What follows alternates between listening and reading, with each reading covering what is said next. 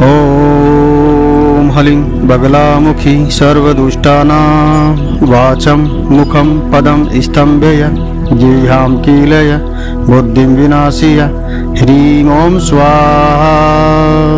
जय पीताम्बरी माई, जय बगलामुखी माँ। भक्तजनों, आज के इस कलयुग में हम लोग किसी न किसी रूप में किसी न किसी भगवान की, अपने आराध्य की भक्ति में लीन,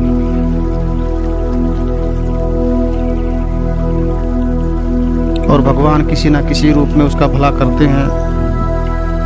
हमारे इस वायुमंडल में हमारे नवग्रह मंगल, बुध, बृहस्पति, शुक्र, शनि, सूर्य, चंद्रमा, राहु, केतु, ये 9 ग्रह हैं जो हमारे कार्य के अनुसार हम लोगों को फल प्रदान करते हैं। लेकिन भक्तजनों, एक तथ्य से शायद आपको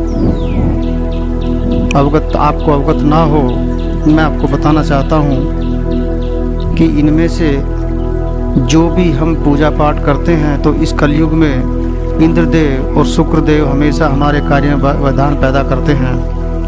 वो ये चाहते नहीं कि मनुष्य, मृत्यु लोक का कोई भी आदमी किसी भी देवता की पूजा करे, और उनको ऐसा महसूस होता है, ऐसा ग्रंथों में लिखा हुआ है, ऐसा वर्णन है, ऐसा उल्लेख है कि जब भी कोई पृथ्वी लोक में कोई भी मानव किसी भी देवी की पूजा करता है, किसी देवता की पूजा करता है, तो उनको ये प्रतीत होता है कि ये कहीं ना कहीं हमारा अहित करने के लिए पूजा कर रहे हैं। इंद्रदेव को लगता होगा कि मेरा इंद्रासन लेने के लिए पूजा कर रहे हैं।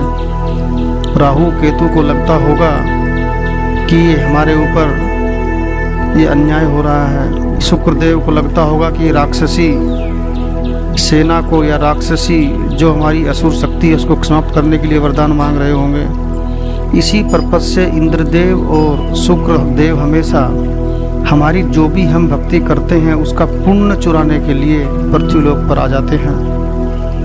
तो उनको जब भी आप कोई पूजा करते हैं तो पूजा करने के बाद में जब आपका पूरा का पूरा अनुष्ठान खत्म हो जाता है, अर्थात आपने जप किया है, साधना की है, सिद्धि की है, प्रतिदिन जब आप अपनी पूजा समाप्त कर लेते हैं तो उसके बाद आप ये छोटा सा उपाय ज़रूर करें। आप गंगा जल, जो आपने गंगा जल लिया हुआ है, उसमें जो आपकी चम्मच है या जो भी कोई आपके पात्र में आपने कोई भी जो भी अपनी चम्मच रखी हुई है, तांबे की हो तो बहुत अच्छी बात है। जैसे मैंने आपको एक उदाहरण के लिए, मैं आपकी स्क्रीन पर भी दिखाई दे रहा है, ये आपको समझाने मात्र के लिए है। आप अपने जो गंगा जल का पात्र है उसमें से आप 3 बार उसमें से गंगा जल चम्मच में लें, और जहाँ पे अपने बैठे हैं अपने आसन के नीचे, जहाँ आपका दायां पैर है उसके अंगूठे के बिल्कुल सामने में उसको छोड़ें। एक बार छोड़ते हैं तो आप बोलिए कि ओम इंद्राय नमः। फिर दूसरी बार नीचे छोड़ें, फिर बोलें ओम इंद्राय नमः।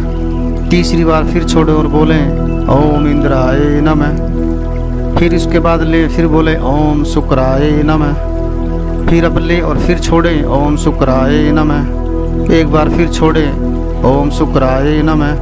अर्थात 3 बार शनिदेव, 3 बार इंद्रदेव के नाम पर और 3 बार शुक्रदेव के नाम पर आप गंगा जल को अपने अंगूठे के सामने छोड़ें।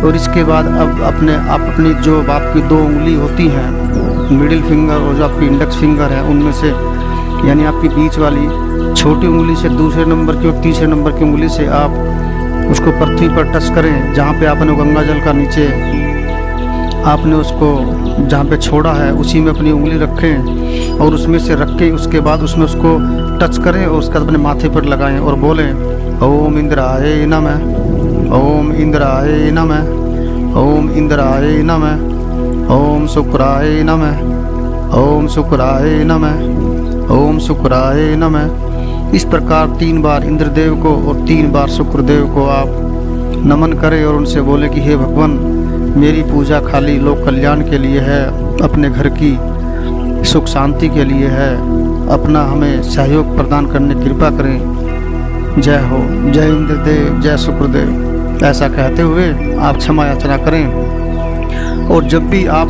अपने आसन से नीचे उतरे, पहले अपना दाहिना पैर नीचे रखें, बायां पैर कभी भी नीचे ना रखें। पहले दायां पैर नीचे रखें और उसके बाद फिर अपने भगवान का ध्यान करते हुए वहाँ से अपने आसन को छोड़ दें। जय पीताम्बरी माई, जय बगलामुखी माँ।